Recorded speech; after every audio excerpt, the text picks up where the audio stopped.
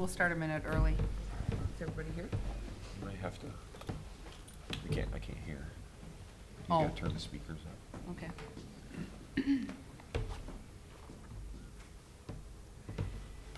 Sue, can we do an audio check? Yep, sound check, 1, 2, 3. Sound check, 1, 2, 3. Great. We can hear you. We're going to get the meeting started, then I'll introduce you, okay? Very good. All right. Okay, it is Monday, November 25th, workshop meeting of the Jordan Public School District.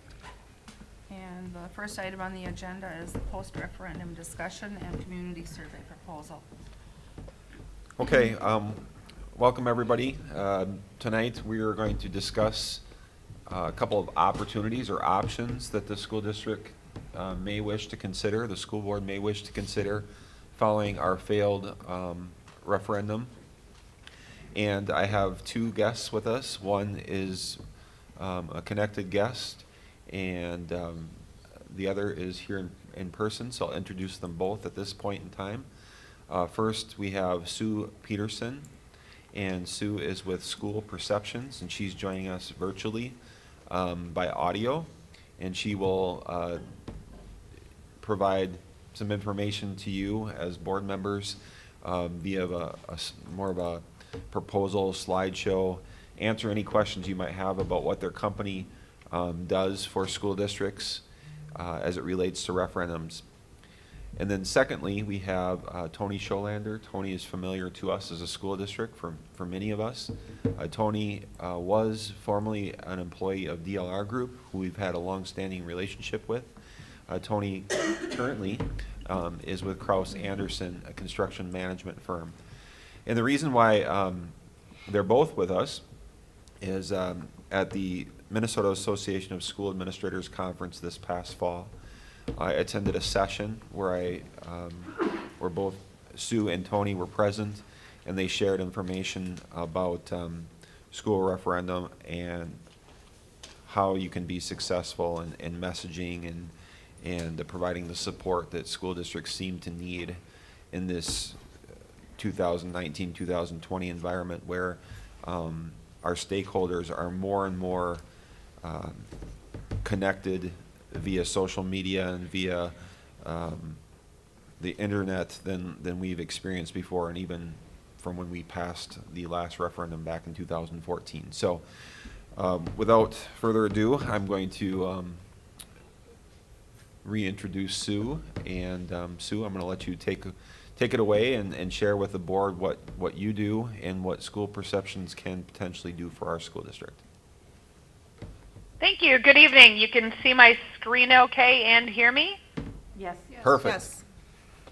Excellent. Modern technology makes us all more efficient. So, as you heard, I'm with School Perceptions. I'm one of the partners with a company. We've been in business since 2002. And our goal really as a company is to help educational leaders like yourselves gather, organize, and use data to make strategic decisions.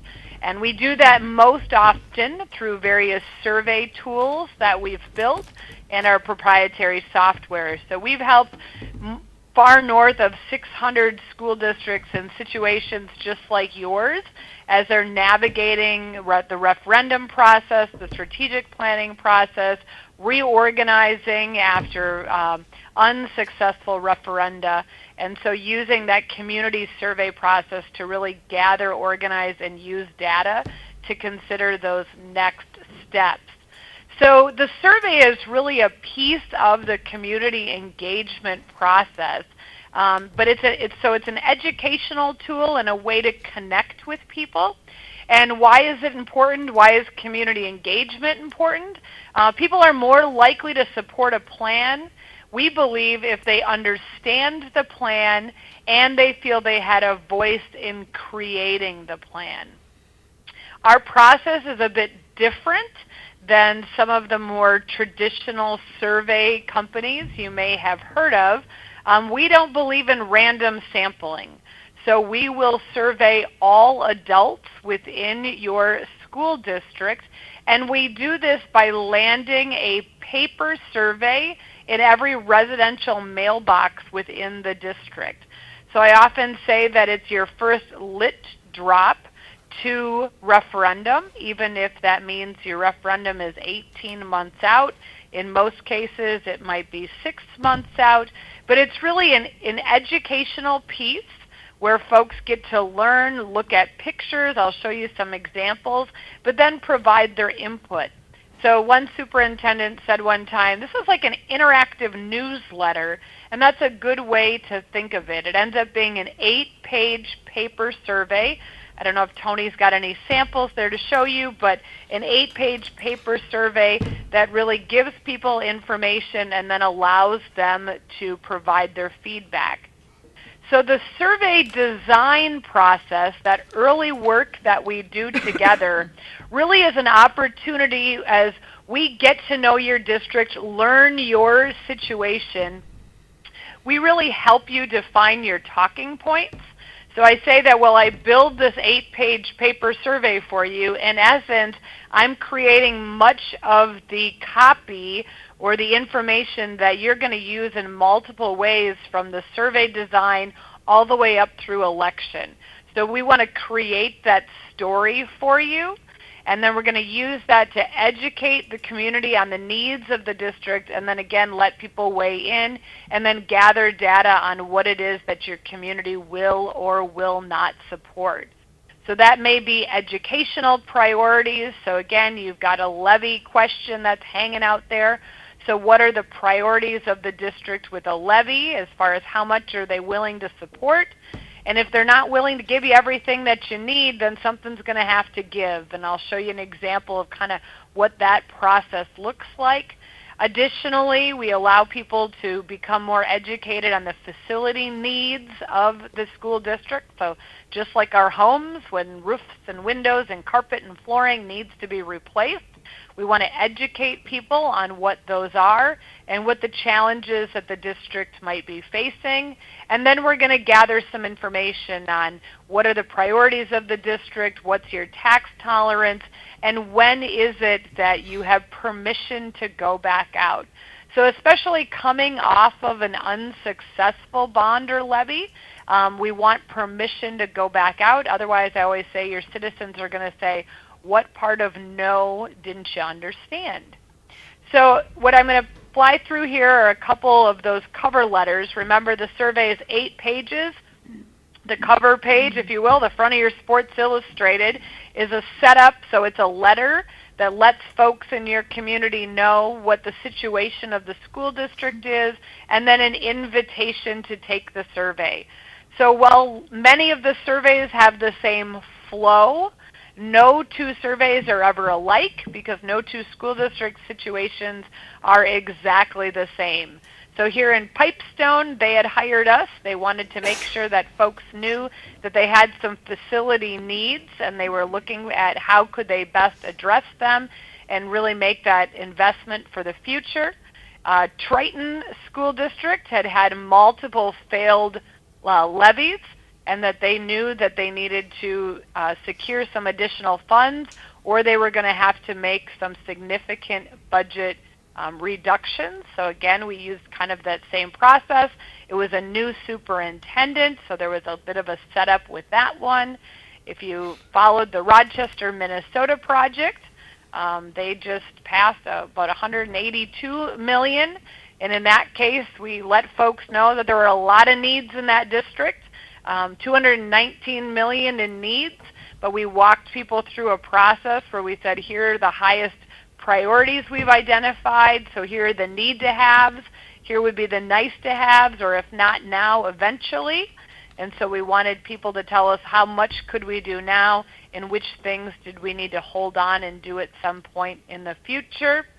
Chatfield, Minnesota, they had come off of an unsuccessful bond. We actually surveyed there twice. So once we did one right after the failure. We call it our post-mortem. So we want to kind of gather some information on what didn't go right. And in their case, we knew we were going to need to slow down. So we gathered some information. We took that, we reorganized, and then they called and said, we'd like to do another survey. I told them, you don't need another survey. And they said, we actually like this process as a way to interact with our community. So again, they used it as much of as much as an information piece as they did a data gathering. So again, think of that cover letter, that opening page is really the setup. We're going to let folks know what your situation is. Then what happens is folks can take the survey in one of two ways. So we've built our own proprietary software that gathers the survey information. It sits on our website, Feedback 2000. And how it's done is that you've got a one-time use access code.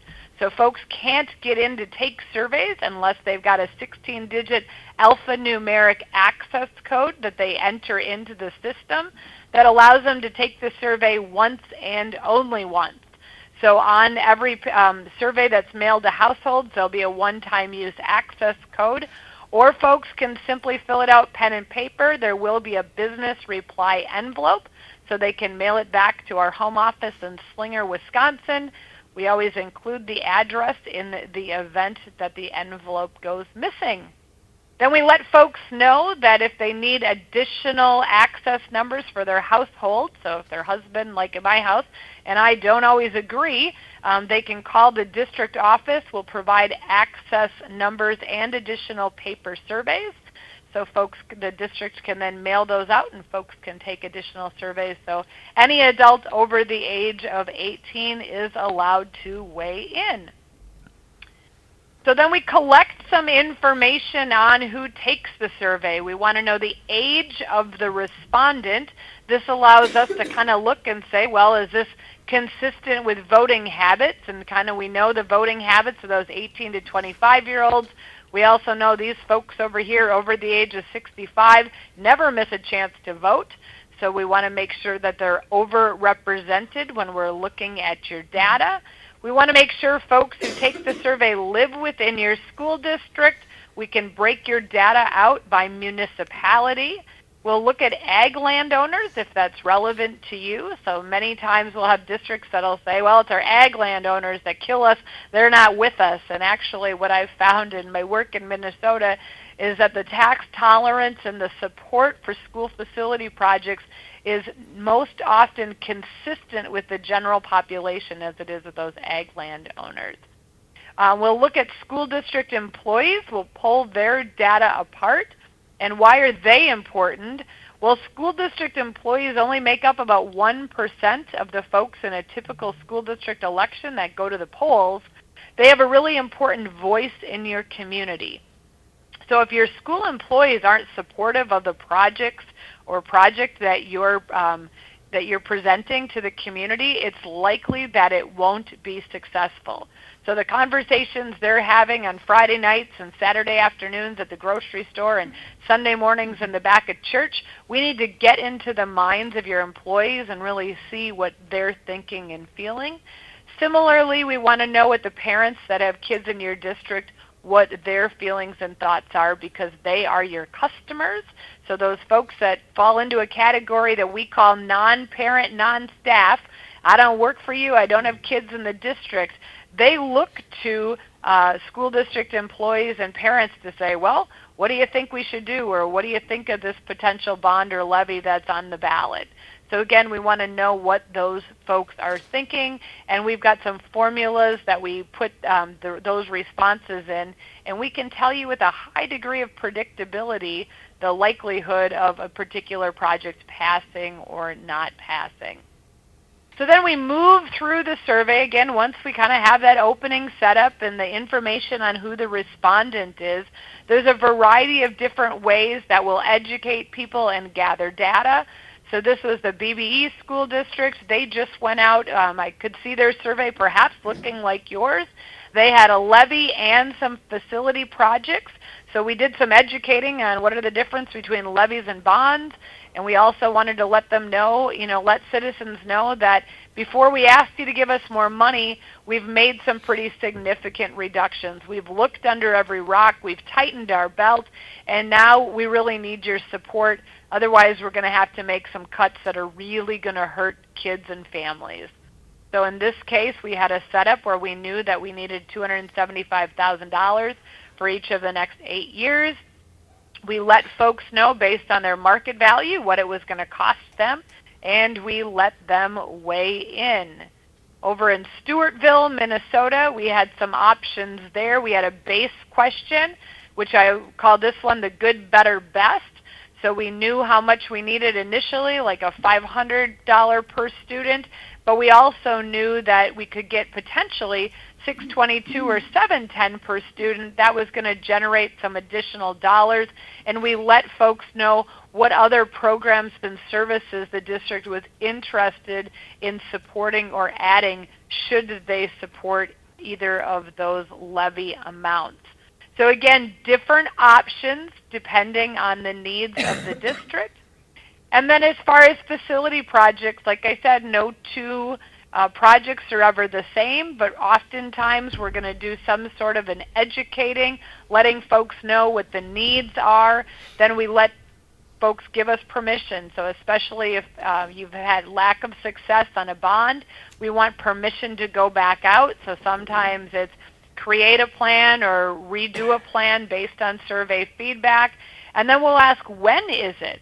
And what we want to know is we want to know that we've got support to go back out, and perhaps as soon as possible or within the next, sometimes it's 1 to 2 years or 2 to 5 years, again, depending on the district's specific situation. Why do we ask those questions? Post-survey, you use that as part of your messaging. You know, we had these needs, but we asked, and you told us that indeed we should reorganize our plan, and you've given us permission to go back out and ask the voters again.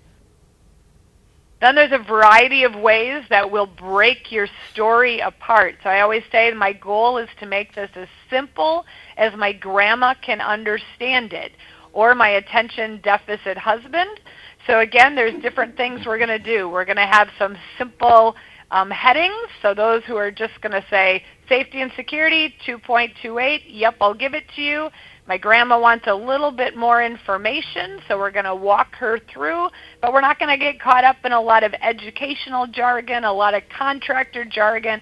I'm just going to let people know we want to make sure we've got safe, secure entrances. People can't get to kids without passing through an office, and they need to have some sprinklers, right, to put out fires. That makes sense to people. They can relate. So we kind of move people through these different projects and the costs. Why? So when we get to the end and they say, how in the heavens did they get to $17 million?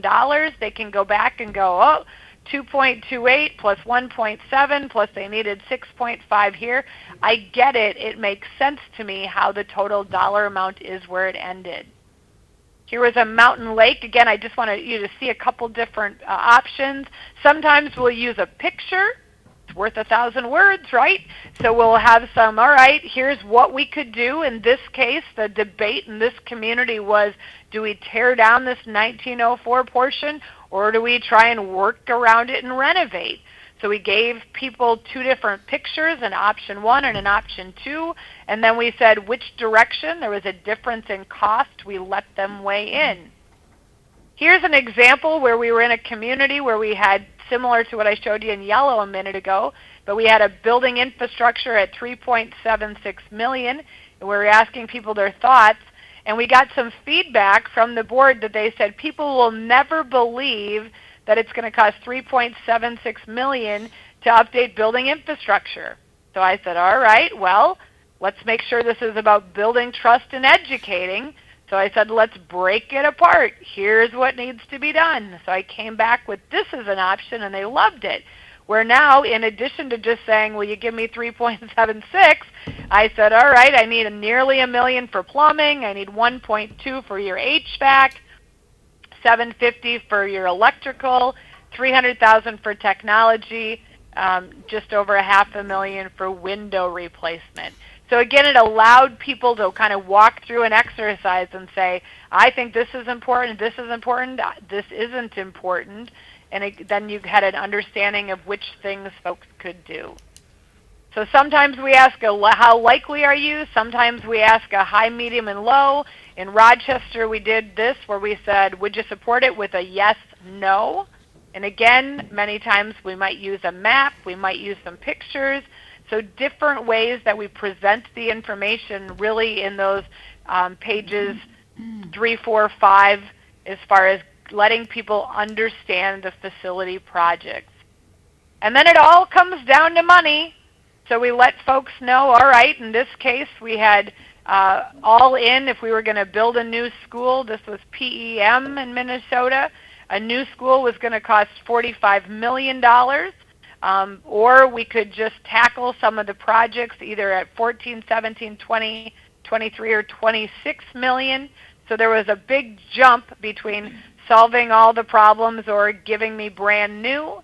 But we had heard from some community members they wanted a all in. So again, we aim to make people happy. We let people see what their value of the property or properties are that they may own. And then we say, here's the tax impact should you support that. So what happens post-survey is this is where I say two lines will intersect. So we rank order the projects, so people give us a yes or a no, and I'll show you what that looks like in a second. And then based on this, I'll say, all right, your community's tax tolerance is $20 million.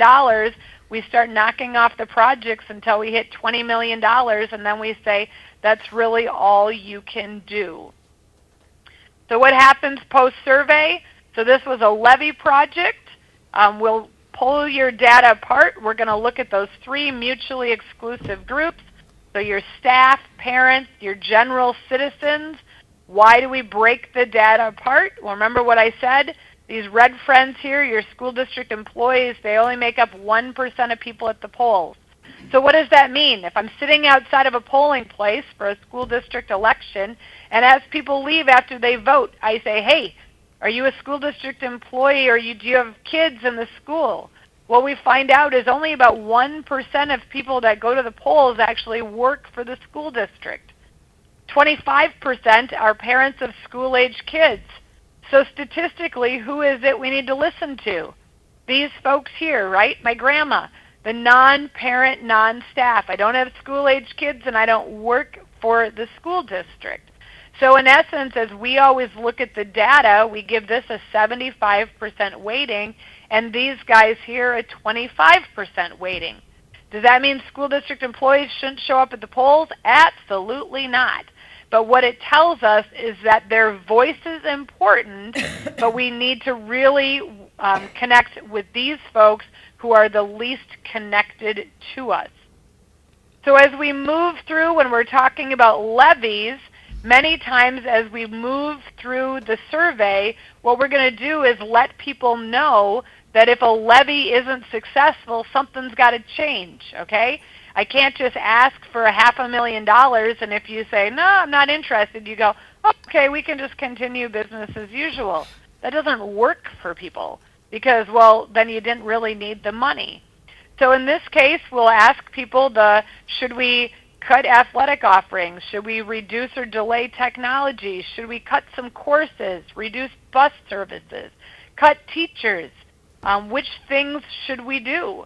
So we ask people, and again, we want them to know something's going to change if the levy isn't successful. And it's an educating piece, too. In some cases, we'll put dollar amounts with those. In other cases, we're just saying we're going to do what the majority of the community wants us to do. So then we separate that data into those three mutually exclusive groups. And in this case, when we walked people through this activity, you can see nothing's leaning towards a 5. So these are just averages. If everybody said, yeah, do that, you'd see a 10. Or if they said no, you'd see a 1. So in most districts, I'd say anything above a 5, those are things potentially on the chopping block, okay? Those are things your citizens are saying, yeah, you could tighten your belt there. But in this case, as we walked people through this activity, there was nothing they were willing to give up, which then when we got to the question of would you support the levy, they were highly supportive of it. All right? Similarly, we do the same thing when we're talking about facility projects. So again, this was PEM. They were coming back after an unsuccessful, so create a plan based on the survey and come back to voters. So again, we get permission. We look at all 3 groups. Do we have permission? Then we walk them through the when. So again, you can see here your general citizens are saying, well, right away or within the next 3 to 4 years, but your staff and parents saw the urgency of it. So we can see we've got support, and then we just kind of go through what each of those are. So in this particular survey, we asked that very likely, somewhat likely, not likely, as far as addressing some maintenance needs. I put this one in just to let you see that we don't always love projects. So again, this group was supportive of maintenance projects, but when we asked, well, what about a wrestling room?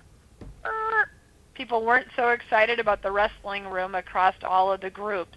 So those are things then that we look at when we're creating your plan to say, okay, if we can't get all of the funds that we need to complete all of the projects, these are the projects that need to wait till later or be funded in some other way. Similarly, outdoor athletic fields, so this was back to the Rochester project. We knew that addressing some of those outdoor facilities was something that wasn't going to be tackled in that first phase. So like I said, we line up all those projects. We rank order them according to that all-important non-parent, non-staff group. So we say, all right, the first thing we need to do is improve safety and security, then update the bathrooms and ADA, and then we just keep moving on down the list until we run out of money. So what does those results of that tax tolerance table look like? So this is what I call our mind-numbing chart, but this is how we help a district to understand how much money their community is willing to support. So I'll explain how this works for you down here. So 32% of the folks that answered the survey in Rochester, Minnesota, we mailed out 52,000 surveys, by the way. 32% of those who responded said they would support the tax increase for the $219.4 million bond. 5% said, no, I'll give you the 210.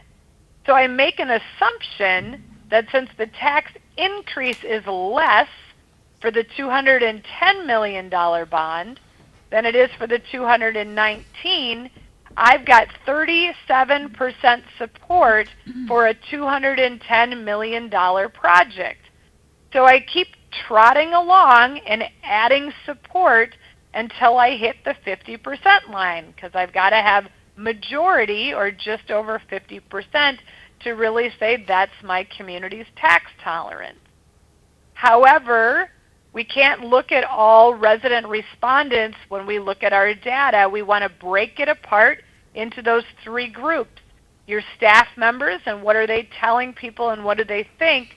But these folks up here, right, my grandma and those folks, the non-parent, non-staff, they make up the majority of your community. Those 65 and olders are going to show up at the polls every time.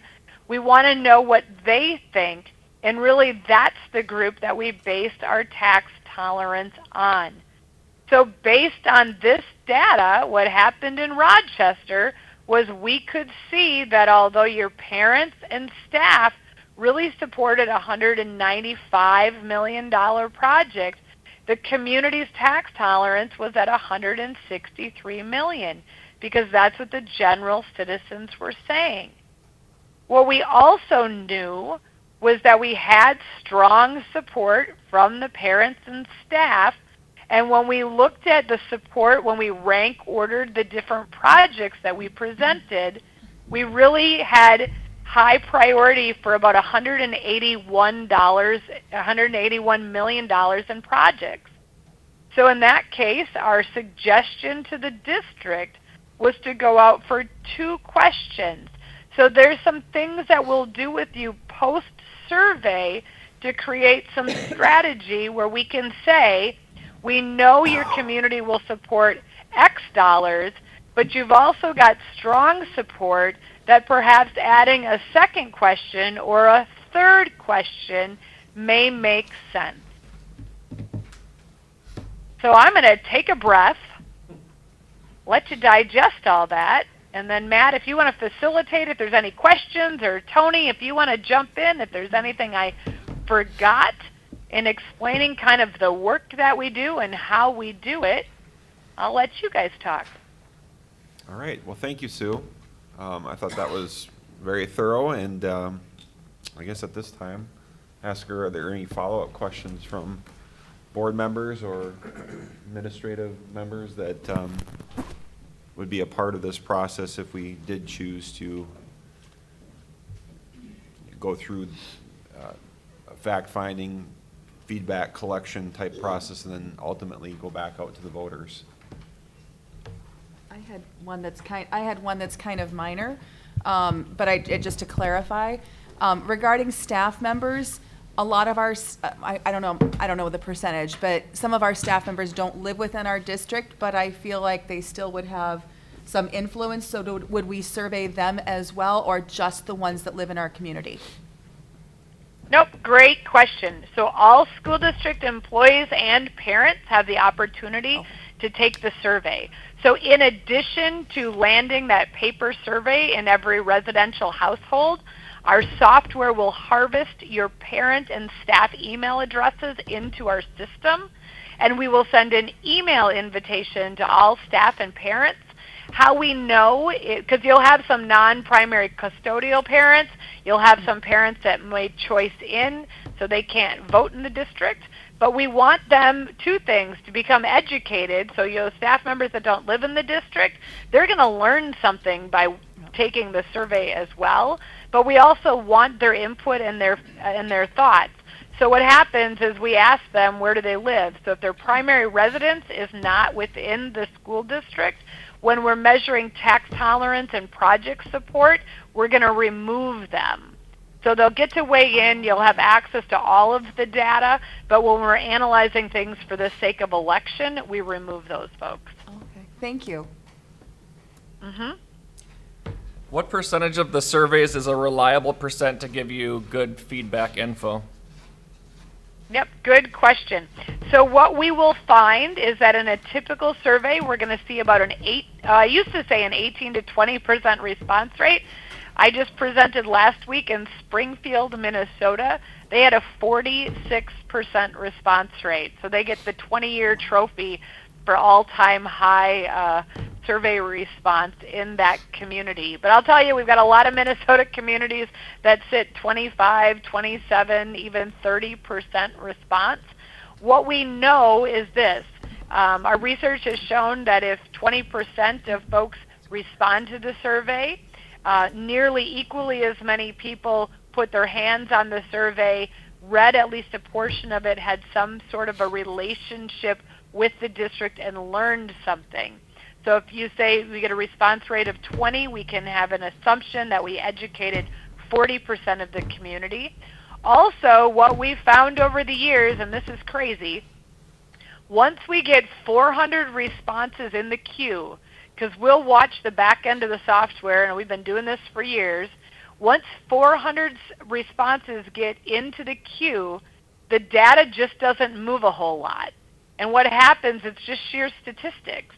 So as the responses come in and they're representative of the community, we'll start to see things lock up. So Rochester, Minnesota is a great example. They had 8,000 people respond to the survey. Once they were sitting between 400 and 500, I started paying attention. So on the back end, I started watching it every day, and we can go back and say, well, here's what it was on this day when there were 400 responses. Now there's 8,000 responses, and things moved perhaps 1-2%, but nothing statistically different. I wouldn't believe it if I didn't watch it with my own eyes. We've had superintendents where sometimes we'll turn on their access so they can have a password and get into the back end of the portal because they're just curious. And we had a superintendent call one time and say, I think the software is broke. Like it's not really moving, and hundreds more people have taken the survey. And I'm like, I know, it's called sheer statistics. Once you get those people in, it just doesn't wiggle a whole lot. So more is always better, primarily because we're educating and we want as many people to weigh in and have a voice. But once we have 400 in queue, we're comfortable that we've got a good statistical sampling, and we want to make sure they're representative of the community. So things we'll do is we'll look at the municipalities and we'll say, okay, 22% of those who responded were in this particular, in the city of Adams, and then a superintendent will say, oh, that's interesting, that's about 23% of those who vote typically in a school election are in the city of Adams or whatever it is. So we can kind of pull the data apart that way and make sure it's representative. For the people that choose to do the paper survey, who's responsible for entering the data? Yep, that a so they district come back employee? to our home office. Yep, we've got a team of folks that sit, and that's what they do all day. They enter surveys.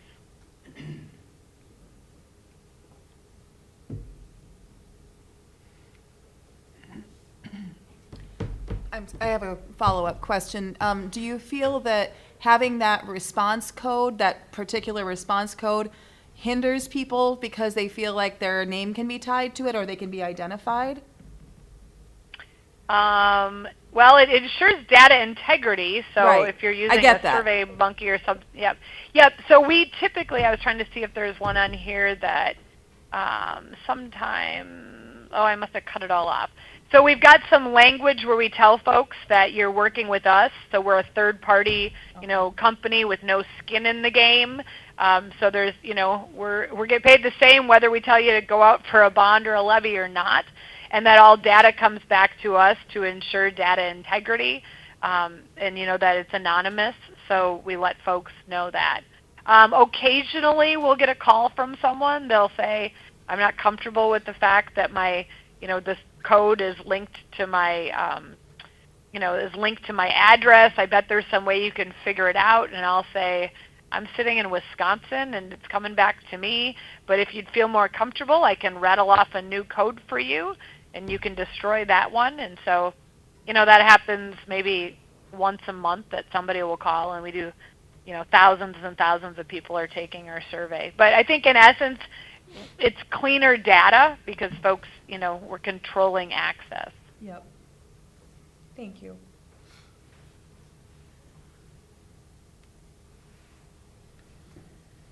Any other questions? We'll also give you some language that the superintendent and the district can push out in advance of the survey.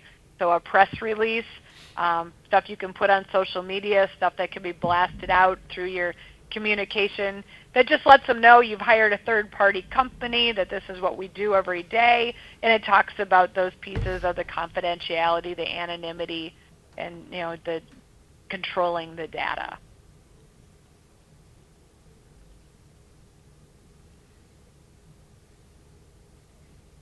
Okay, maybe I'll invite Tony.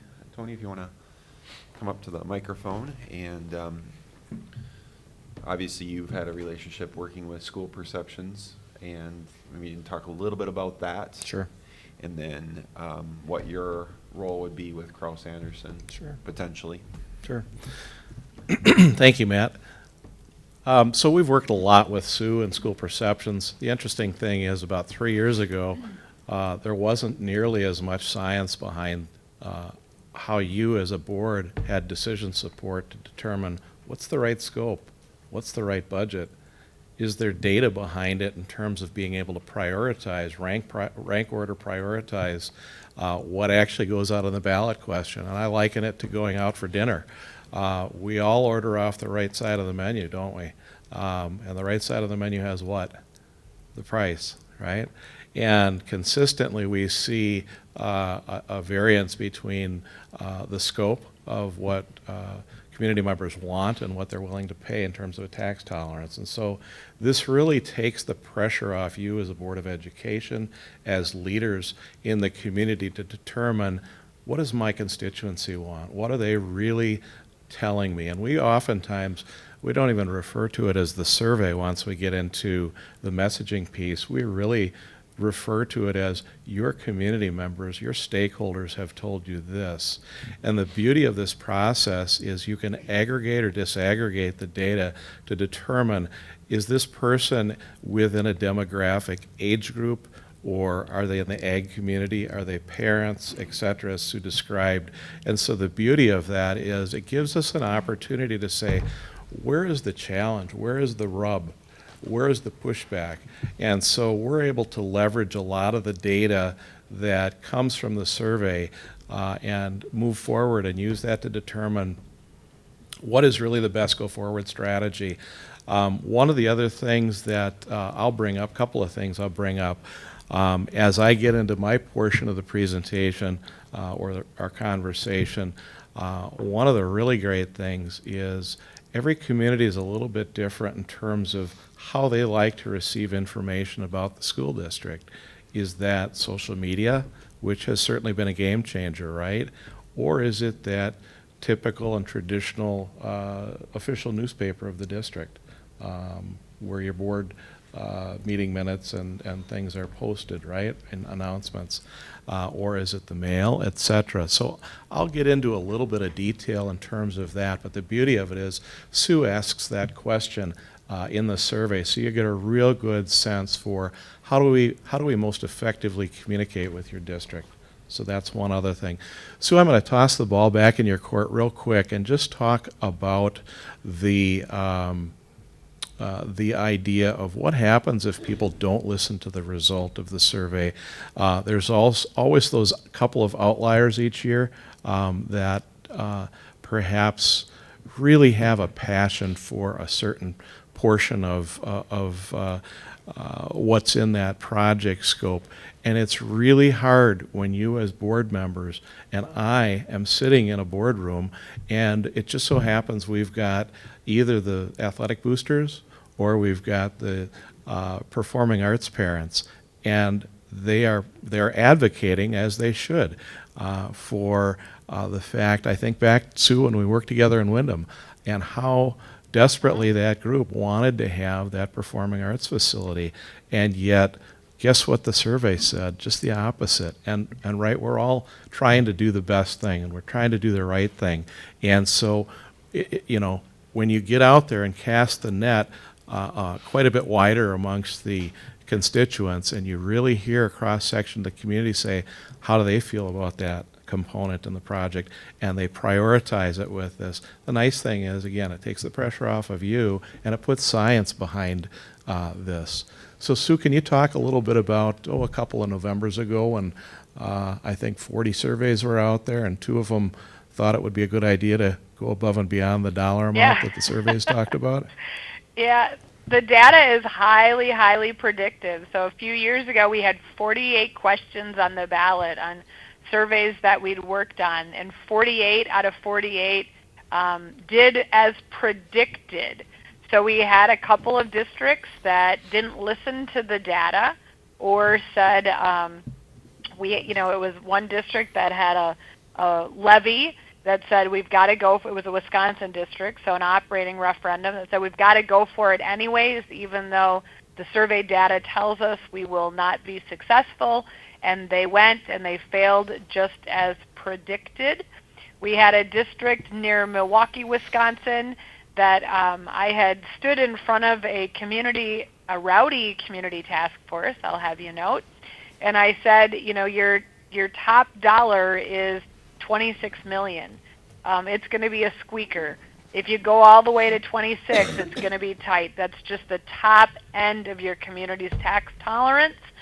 They nodded, listened, smiled. I left. They went out for 28.5 or 28.9, and they lost by 4 votes. And I said, what part of 26 million didn't you get? When I tell you it's 26 million, it's 26 million. So just really based on our data and our formula, we can really tell a district with a high degree of predictability where your community's tax threshold is. Like Tony said, task forces aren't always representative of the community. You'll get people that are passionate about a particular issue or project, and they're going to say, everybody's saying this. This is what everybody wants. And you're going to run into a few people in town, and they're going to say the same thing. But it may not correlate to what does the general community think, and that's what the survey really allows us to do. And in some cases, that's where we say, all right, you're over your tax threshold, so does that become a second or even a third question on a ballot? So Rochester, Minnesota is a great example. The swimming people were highly angry with me after I left giving the results because the pools did not fall within the tax tolerance, and the support for pools was below kind of that 50% threshold. And so I said, I don't think your pools are a now option. And then the district called back and said, well, you made some people pretty angry. Can you come back next week and talk to us again? And I said, well, the data's not going to change. I'll come back. And so I came back and I said, unintentionally being witty, I said, well, let the pool sink or swim on their own. Put that on as a second question. If these people want this to pass, they're going to have to work hard and get out and get that vote out and get those people that support the pools to support that base project as well as the pools. So again, we can tell you really what the data is, what's going to happen at the polls based on the data. Thanks, Sue. The pool issue reminds me a lot of Jordan in 2014. Remember how much was discussed when we worked together in 2014? And it's just really a challenge not to have that science to be able to really support. I like the word decision support because it really takes the pressure off you all. And it really does what the community wants and the community speaks. We're working together up in Roseau, same thing. It becomes very obvious where that break-even point becomes because there's always more scope than you have money for, right? I mean, where do you stop? And it's a challenge. And I had the opportunity to work in Shell Lake, Wisconsin, which is where Tim, one of the school board members there, who wrote the software for school perceptions, by the way. He is also a partner within the firm. And they had a similar situation. They had a situation where the elementary school in that case scored very obviously, let's go after this. The community spoke and they said, let's do this. And yet we were kind of on the bubble when it came to this performing arts. We couldn't even afford both the performing arts space and the gym, so we had a performance gym. How do you like that? And it had some sound attenuating qualities in it and so forth. We were able to basically put temporary stages up and so forth. We said, as Sue indicated, we said to the performing arts parents and to the athletic boosters, we said, you know what? If you really want this, you can go after this and you can get this. And they really bucked up and they made it happen. And both questions ended up passing 2-1, which is, I think, what we passed in 2014 by was roughly 2-1. And so obviously you had a real difficult situation here a couple of Tuesdays ago, and yeah, I know what that's like. And so let's get into this in terms of some of the specifics as it relates to Jordan and to your project. So as Sue indicated, typical situation for any school district out there. I don't see too many where it's not this case. You are an exception, by the way, and you'll see that when I pull some data up here for you in a moment. Most districts have about 75% non-parents, and they have something on their hands that most parents don't have, and that is what? Time, right? And so they are the super voters. There's just no question about it. The challenge with parents, and we knew this last time, I recall, and I have described Jordan in several talks I've given since then on many referenda that I've worked on, is how we had about 33% of the parents were registered to vote here last time around, pre-2014. And so we moved heaven and earth, Jeff Peters and Ansley and lots of folks to make that happen. And so the data really starts to direct our strategy in how can we get the right question out there and how can we get the right people to show up on election day or to vote early. And so that has changed a lot. The goal of the district and the goal of the advocacy group that's out there is really to, as I say at the bottom of this slide, is to defeat apathy. Matt, can I steal your mouse over there? Thank you. So with that said,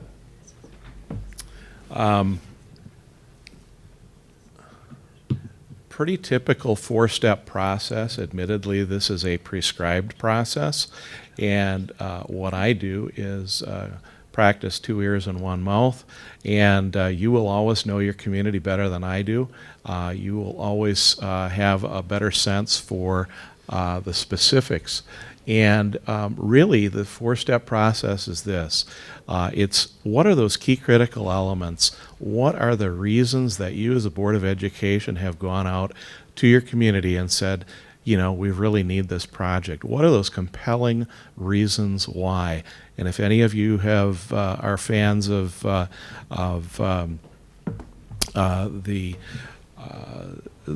what's your why question, that is a driver for the whole thing. It's absolutely foundational to the messaging.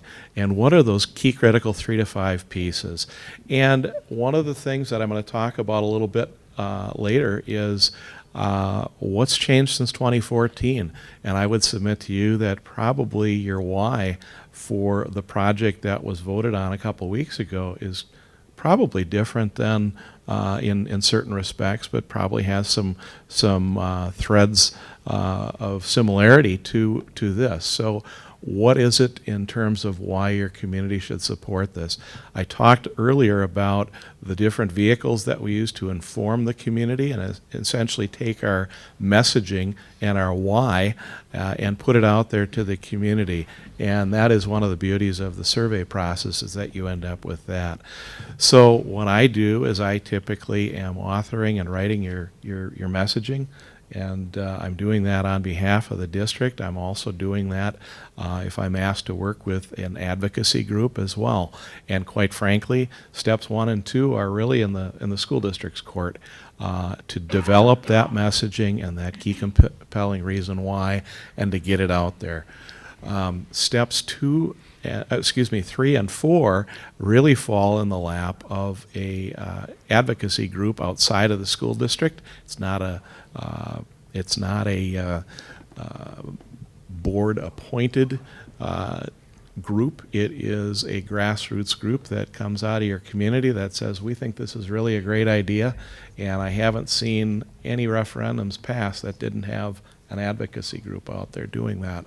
And so what they're essentially doing is they're identifying who are the supporters. And it really comes down to getting the right people out there. I talked earlier about defeating apathy, and I think we had about 1,700 people we turned out in 2014, and they were the right people, right? And they were the obvious supporters, and it'll be interesting if we get the opportunity to work together again to go back and look at, you know, how many parents are registered to vote now that 6 years have gone by the time you, or 7 potentially, by the time you would vote on this, and those kids have moved through the system, and the parents are less likely maybe to be that compelling group of supporters. How has that changed? But identifying the support, and then ultimately in step 4, turning them out and making sure that they either vote early or they vote on election day. I talk about the 20-60-20 rule. I don't know if anybody remembers that. Essentially, 20% of the people are going to support you no matter what. 20% of the people are absolutely not going to support you. And the point is, you don't have to waste your energy on those folks. You're not going to change their mind. You don't have to proselytize or evangelize these folks. It's okay. What we want to do is we want to look at the 60% that are open to becoming informed. And at the end of it all we want is for people to make an informed decision and to go out and vote their conscience. That's truly what we're after. So here is Jordan-specific data.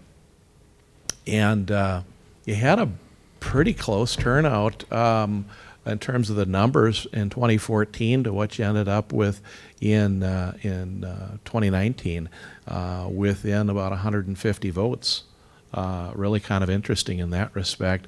But what I would draw your attention to is the bottom line up in the upper left-hand corner, that 5,615 registered voters. What we know about Jordan based on fact, based on information that I've dug up and sleuthed around about Jordan, is that really we're turning out less than half, significantly less than half of the registered voters. And I'm going to go through kind of a calculation here with you, and you can follow along on the left side of the paper. The big turnout, interestingly enough, in 2018, when the gubernatorial election was significantly larger than the other referenda. What we know about non-general elections is even year non-general, whether it's a primary or a special election, normally you see on the order of 40 to 60% of the turnout during a general election. So if you were to consider, as you sort of determine, gee, what makes the most sense for you, if you were to go out for a presidential, let's just assume based on turnout in the past, I upped the number, that second box down on the left, to about 3,000 voters. And whether you believe that or not, just humor me for a second, and let's consider that a postulate or a possibility. What it would suggest, however, is that if you have 3,000 voters, you've got to have 1,501 in order to pass this. Isn't that correct? Makes sense? 50% plus 1. So if I go to the right side of the page, you've got about 1,900 students in your district, Matt, is that right? Okay, and without getting too scientific, normally you get about 1.75 parents per student, which would suggest you've got about 3,300 parents or thereabouts, which is really interesting when you contrast it to the kind of turnout you've had on the other side of the page, isn't it? And so these numbers start popping off the page real quick. If we're able to go out and inform 70% of the parents, and I'm not, by the way, I'm not including daycare parents or district staff, and I'm also not, who live in the district and are eligible to vote, plus their significant other or spouse. I'm also not including your community ed patrons in that as well, which it would be reasonable to suggest that those folks might be advocates for something like this. So just looking at your parents alone, if we can inform 70% of your parents, you've got roughly 2,300 and change that are informed. And if we can turn out 70% of those that have been informed, this is the best case scenario I've seen.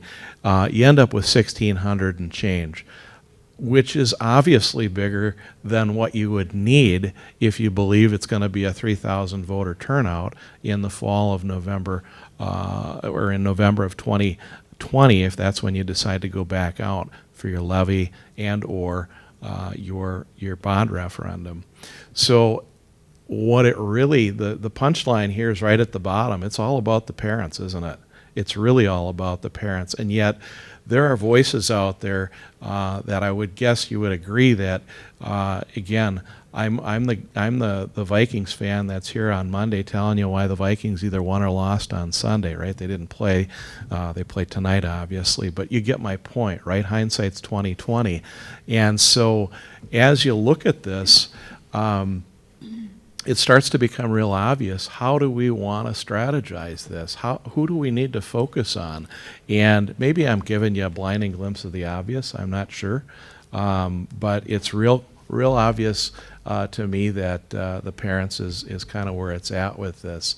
So what's changed since 2014? We talked earlier about the drivers on your project a couple of weeks ago versus 2014.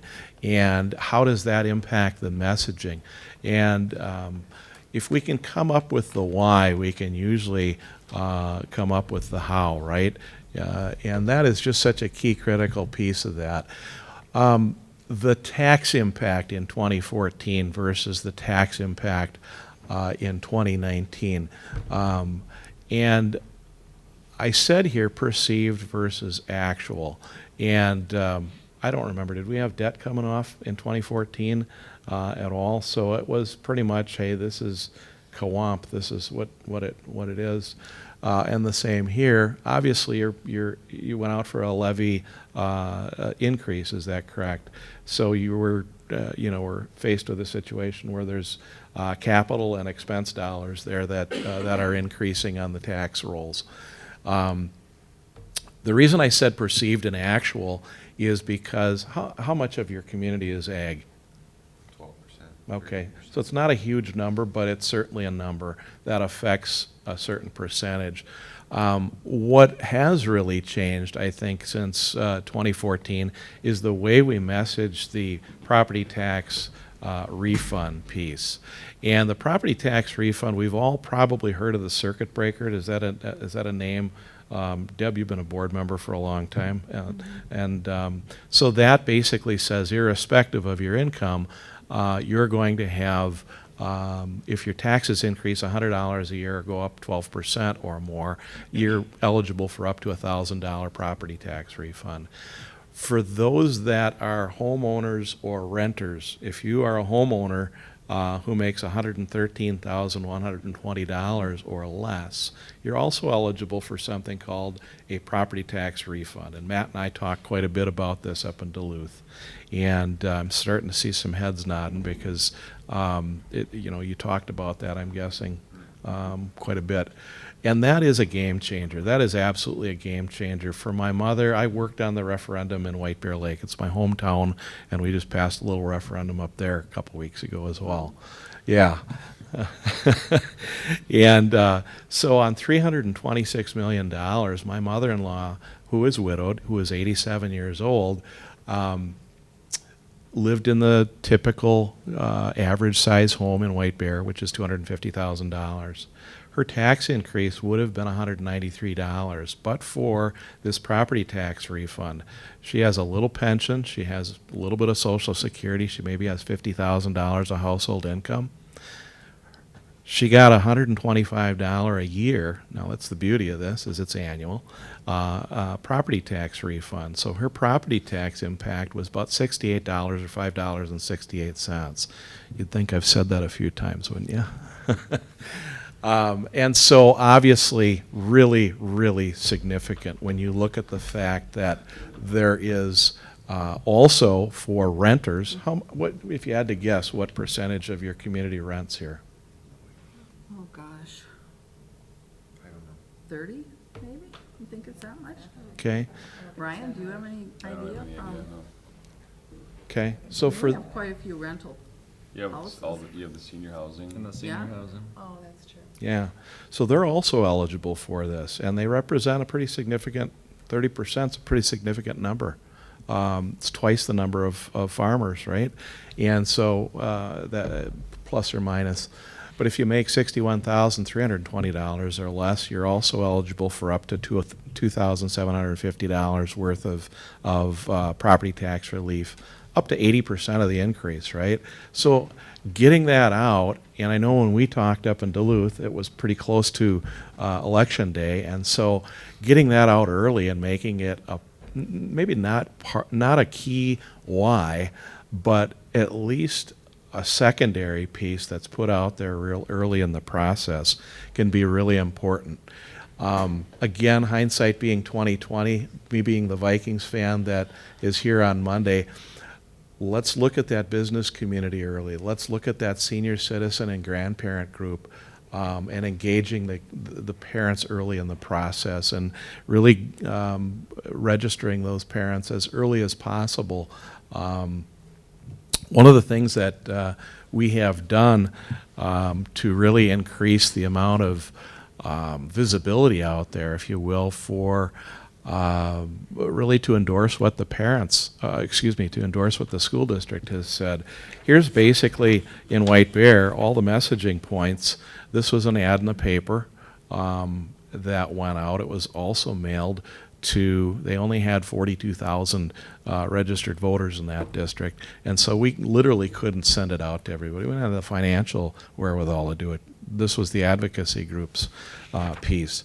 And then a couple of their friends said, we agree with what the school district has said. This is essentially the messaging from the school district, and these are all the movers and shakers and influencers, people that are well-respected, shapers of opinion in the community.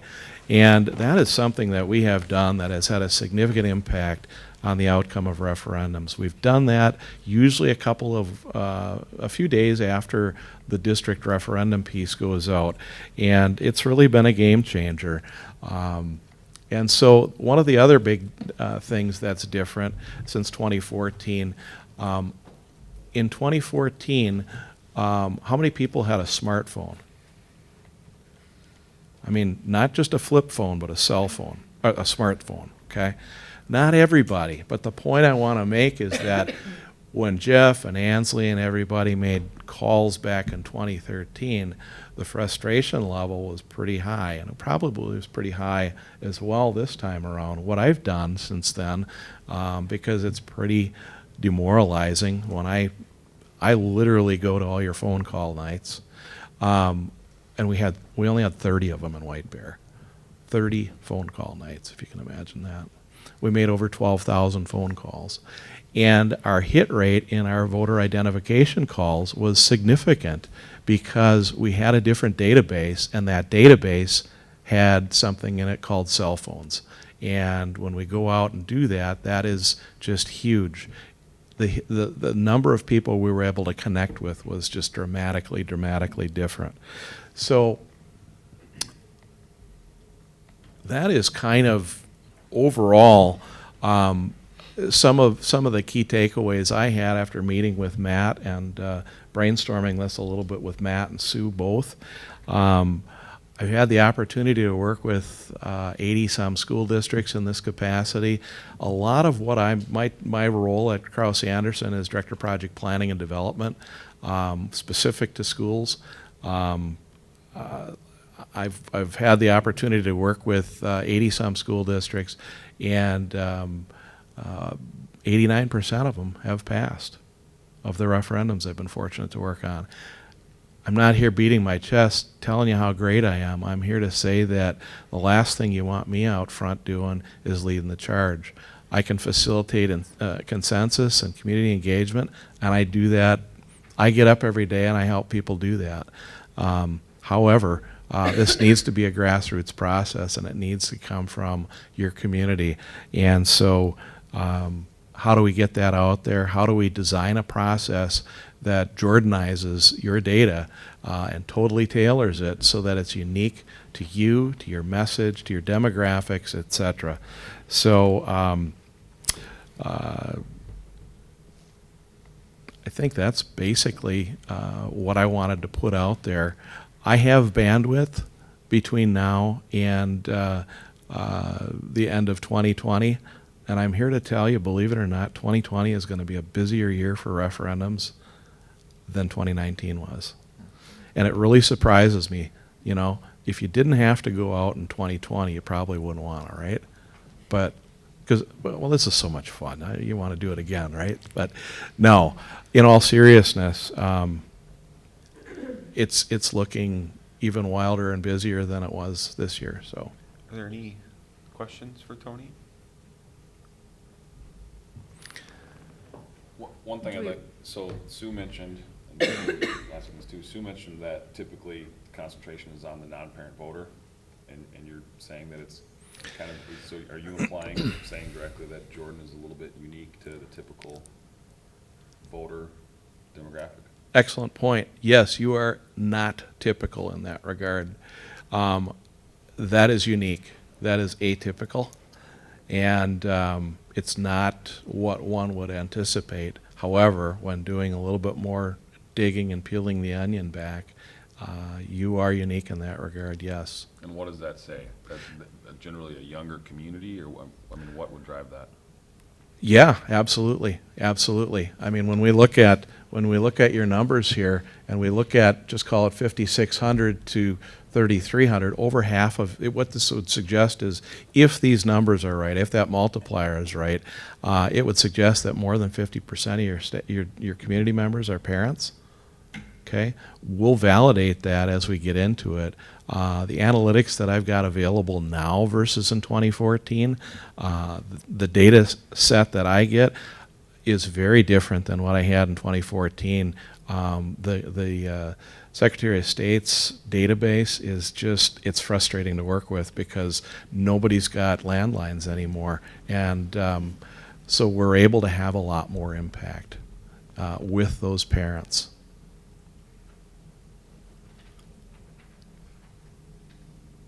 Any other questions?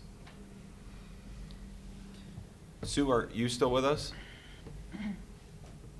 I am.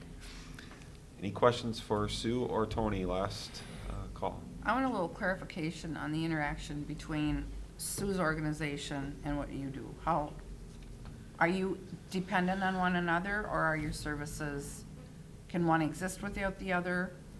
And, you know, obviously the costs and fees associated with it are something we need to look at as Yeah. a board. So Yep. explain your interaction, if any, which I know there is. Yeah, there's a lot of interaction. However, we are mutually exclusive. Okay, meaning you would have a separate agreement with Sue's organization and a separate organization with us. We work together on a lot of projects. We collaborate a lot in terms of strategy and so forth, and data sets. Probably the big piece after you get results back, we would collaborate with you, with Sue, to ultimately, and here's the big unknown, what's your community going to say to you when you get the survey back, right? We just don't know that. So a lot of what I'm doing at that point is working with you as a Board of Education to facilitate a consensus building process, Deb, and engage those stakeholders. You're obviously engaging the entire community with the survey, and yet is there an opportunity to pull together a cross-section of this group down here that we talked about, and help them to help you shape what that question should be. I'm doing that Sue, when did we get, Roseau came back in June, and we're actually, they're on kind of a slower track. We're doing a lot of iterations in terms of the scope and the cost associated with that project to be able to bring that decision support back to you all to determine, well, you know, what makes the most sense. So basically, you take, the School Perceptions does the front-end work, then you take the data and the analysis, and you use that on the back end. Is Yes. that a correct statement? Yes, Okay, well said. okay. And then whoever is, you know, if Kraus is the one, you know, will want accurate costs. Sometimes they're providing us with some images.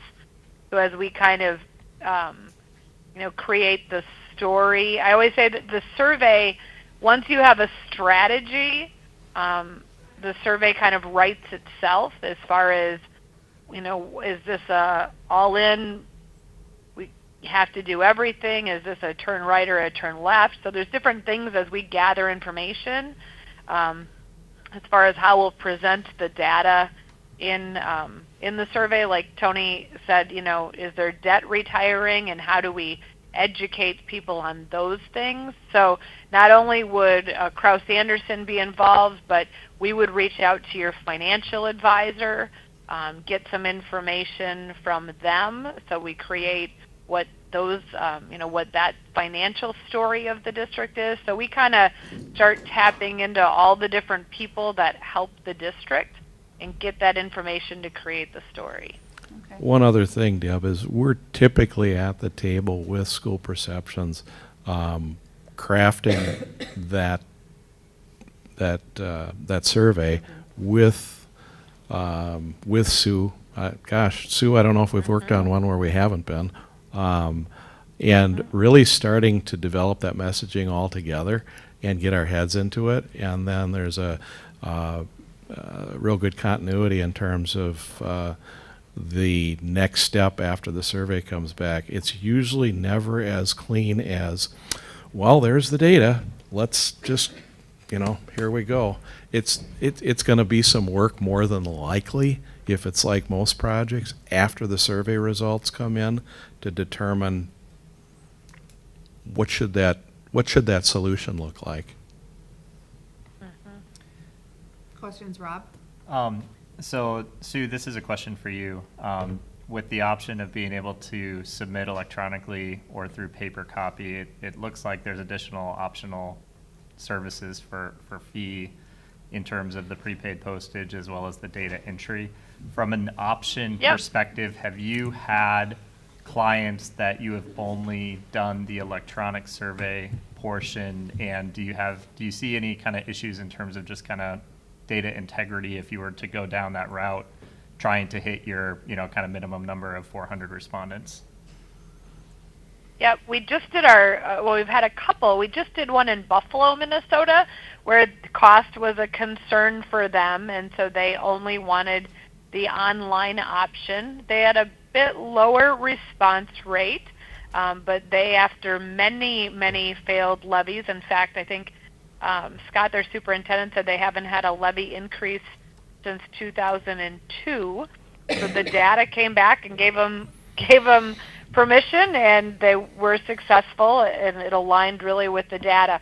What we find is that those folks that fit into that over the age of 65, those and many over the age of 55, are just more likely to respond to the survey via paper.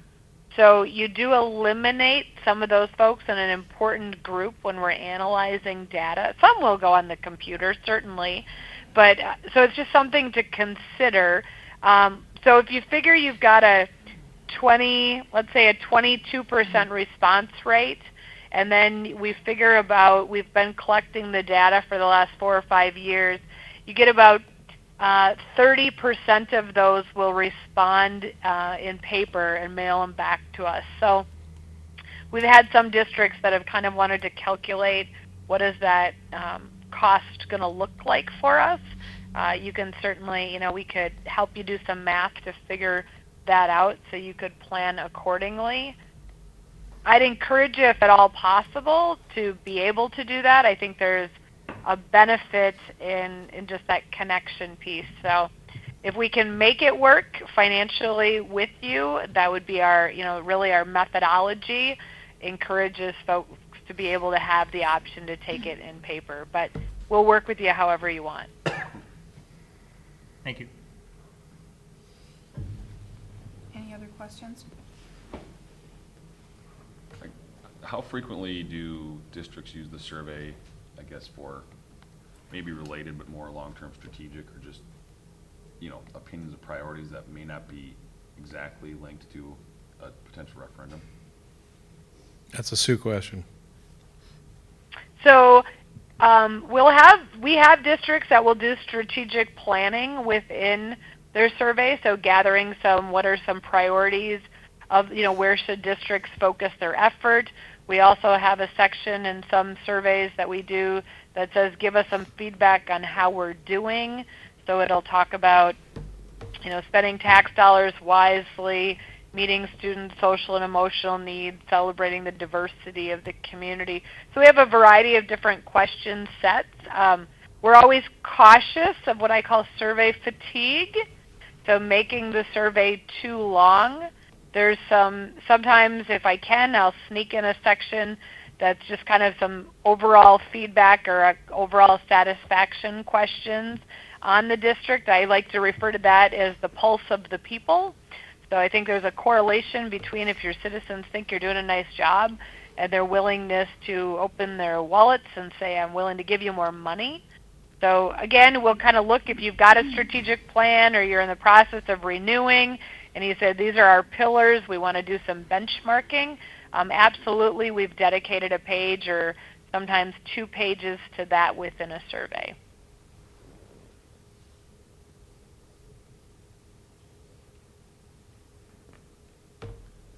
Okay, we have spent a lot of time on this, and we have a lot on the agenda yet, but do we want them to give us a 2-minute, and I mean 2-minute, synopsis of the fees associated with this. Yes. Can we get that from both of you? Sure. Sue, you want to go first? I'm happy to, otherwise. You can. I'm just trying to. Okay, go for it. Yep. Sure.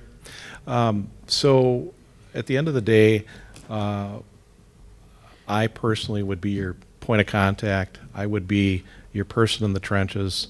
As you know from last time, it's a lot of, with all due respect, it's a lot of hand-holding, it's a lot of coaching, it's a lot of working through the process. And so we'll invest far more than the dollar amount that's represented on the proposal I've given you. And at the end of the day, we'll defer a majority of that, as you can see from the proposal that we gave you. We can make that number, it's a flexible number, and at the end of the day, if it's if it turns out that you would have a decision from the community to go with only the levy, I would be happy to work with you on that as well, because there's certainly the possibility, isn't there, that people would say, let's go out with a levy in November, or gosh, let's not go out with a levy. And we don't want to hear that, of course, because you need the money. And yet, if they're two separate instances, I would be willing to work on each of them for that number. Okay, so if I'm reading this correctly, we would be assessed or pay $8,500 after the completion of the project planning and pre-bond referendum services. And then there's an additional in approximately $30,000 in total. So explain where, so like if there would be a bond question. Yep. So would the presumption be that you would then be doing some of the GM work or whatever? Yeah. And that would then be incorporated into that, okay. Yes. And so ultimately, that's the carrot for us, Sure. isn't it, right? And if you wouldn't be chosen for that, we would still be on the hook to pay that? No. Okay. So we would only work with you if we know we're going to be your construction manager. Okay. There's not enough bandwidth. CM, not GM, I'm sorry. Yeah, no, that's Yeah, okay. yeah. That's okay. Mhm. And so if I'm sitting in your chair and I have been on the other side of the table, I want to know that I'm representing my stakeholders and my constituents. What we would do is simply show you what our proposal and our fee has been for similar school districts on similar projects with similar durations, and it's usually in that couple of % range, and whatever it is. I mean, okay, so I'm working in, we just passed Jackson County Central, and I just said, look, we'll do whatever we did for you, what we did for Wayne Wormstead up at Wyndham, what we did for Mountain Lake, what we did for St. James, what we did for, you know what I mean? And so I'm in Maple River as well right now, so kind of on that 169 corridor, and it's all public information. So, sorry, Deb, but that's more than 2 minutes, but. Sure. So, explain this, all information and related data, including investigation reports for which the owner will pay under this letter agreement, will be delivered to the owner. Owner shall not use such studies and documents for completion of this project by others. Yeah, we just wouldn't want you to, if it fails once, we would want to be retained in the future Okay. to be able to do the project. We wouldn't want you to go, here you go, competitor, Gotcha. So it's super transparent. Please ask more questions if you have any. I appreciate that. Yeah. Thank you. And then Sue, on your end, we're looking at, Yep, so we've got the 4 phases, and the reason we do that is we bill as we kind of move through the process. So you have to go through all 4 phases to get to the end. Mm-hmm. It's really to protect you more than it is to protect us. So we don't bill you till you're happy with our work. And the other thing is, in the event that something would happen and a project needs to pause, so we had a district we were working in, and we were just ready to go out for survey, and then they had a natural disaster, and they're like, we can't ask about facilities now.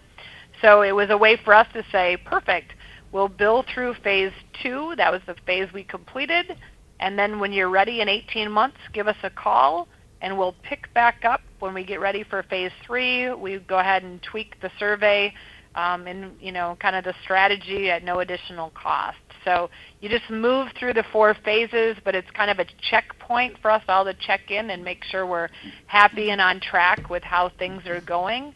And then again, as somebody pointed out, just draw your attention to that last page where there's those additional fees. So because we don't know how many surveys will come back in paper, we just assess a cost accordingly.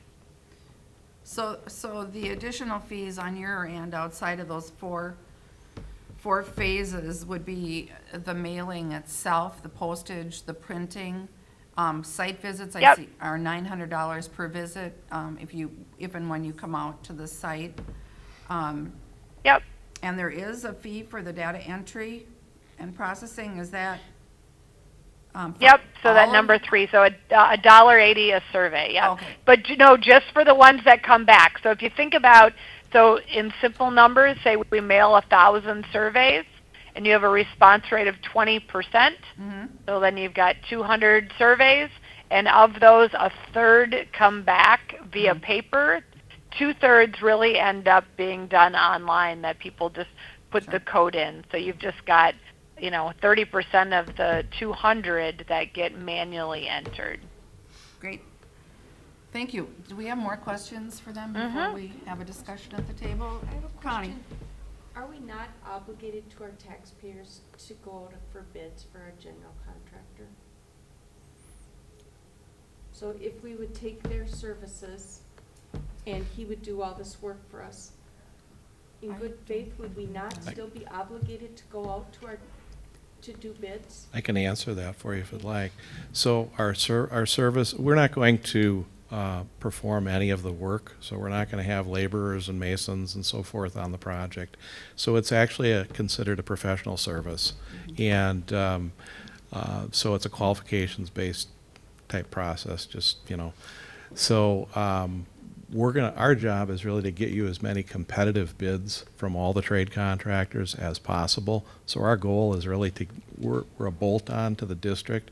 We're a fiduciary, so that we're actually an agent of the district working with your best interest, to get you the most competitive bids and get you the most project for your budget.